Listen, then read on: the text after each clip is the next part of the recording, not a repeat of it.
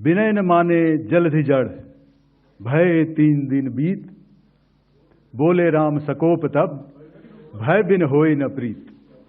तो समझदार के लिए इशारा ही काफी।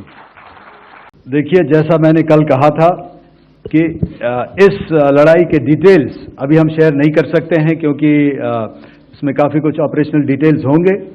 कितने जहाज थे दोनों तरफ से, किस तरह की लड़ाई हुई, these are questions of technical details, which we may not be able to share firstly, and which we may not be able to share, to explain to you the way it needs to be explained.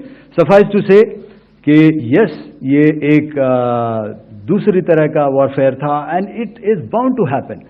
हम लोग पिछली लड़ाई, अगली जो कभी भी लड़ाई होगी, भगवान करे ना हो, लेकिन अभी यदि हुई तो ये पिछली लड़ाई की तरह नहीं होगी। हर एक लड़ाई जो है अलग तरीके से लड़ी जाती है, और टेक्नोलॉजिकल एडवांसमेंट्स हो रहे हैं। हम भी उस एडवांसमेंट्स के हिस्सा हैं, हमारे एडवर्सरीज भी हिस्सा हैं। So it is a cat and mouse game, and you have to be ahead of the curve to beat your adversary. So that is what is going to happen. So if you ask, was this different? Was this engagement different? Definitely it was different. And a lot of new aspects have come out, but we were prepared for it, we were trained for it, and we were equipped for it. That is only aspect that I can share with you at this time. जो दुर्दशा कल आपने Pakistan airfields की देखी, और शायद आज भी एयर मार्शल भारती की प्रेजेंटेशन में, हमारी एयरफील्ड्स हर प्रकार से ऑपरेशनल हैं। यही नहीं, पाकिस्तान के ड्रोन्स और वेपनाइज्ड यूएवीज से की गई हमलावर कोशिशें भी इस ग्रिड के कारण नाकाम हुई, और जो बचे कुचे ड्रोन्स थे उन्हें हमारे शोल्डर फायर्ड हथियारों से मार गिराया गया। मैं यहां पर अपनी बॉर्डर सिक्योरिटी फोर्स की भी सराहना करना चाहता हूं।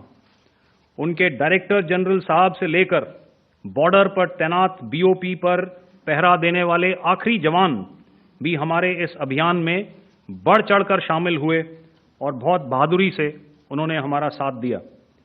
उनके काउंटर अनआर्म्ड सिस्टम्स भी हमारे इस मल्टी टियर्ड एयर डिफेंस ग्रिड का हिस्सा थे, जिसके कारण पाकिस्तान की नापाक हरकतों का विनाश किया गया। आपने सुना ही होगा। मैं इस युद्ध के अहम एस्पेक्ट के बारे में आपको थोड़ा और पर्सपेक्टिव देना चाहता हूं।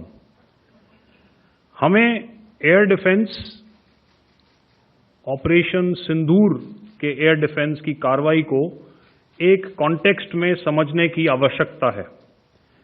मैंने आपको कल बताया था कि पिछले कुछ सालों में आतंक की गतिविधियों का कैरेक्टर जो है उसमें कुछ बदलाव आ रहा था। अब हमारी मिलिट्री के साथ साथ मासूम सिविलियंस जो कि अपना बचाव करने में विफल थे, उन पर भी हमले हो रहे थे। 2024 में जम्मू सेक्टर में शिवखोरी मंदिर को जाते हुए यात्री, और इस साल अप्रैल में पहलगाम में मासूम पर्यटक इस खतरनाक ट्रेंड के विशेष उदाहरण हैं। पहलगाम तक पाप का ये घड़ा भर चुका था। उसके बाद जो हुआ उसके बारे में हम कल विस्तार में बातचीत कर चुके हैं, क्योंकि आतंकियों पर हमारे सटीक हमले लाइन ऑफ कंट्रोल और इंटरनेशनल बाउंड्री को पार करे बिना किए गए थे। हमें पूरा अंदेशा था कि पाकिस्तान का वार भी बॉर्डर के उस पार से ही होगा। इसलिए हमने अपनी एयर डिफेंस की पूरी तैयारी पहले से ही कर ली थी। हमारी इन्वेंट्री में शामिल counter manned aerial systems, electronic warfare के साधन और एयर डिफेंस वेपन्स का इंडियन एयरफोर्स के इसी प्रकार के सिस्टम्स के साथ एक अनोखा मिश्रण किया गया। इसलिए आपने देखा कि जब जब पाकिस्तान एयरफोर्स ने हमारे एयरफील्ड्स और लॉजिस्टिक इंस्टॉलेशंस में 9 और 10 मई की रात को लगातार हमले किए, वो इस मजबूत एयर डिफेंस ग्रिड के सामने विफल हो गए। आपके सामने इस ग्रिड को एक तरीके से दर्शाया गया है।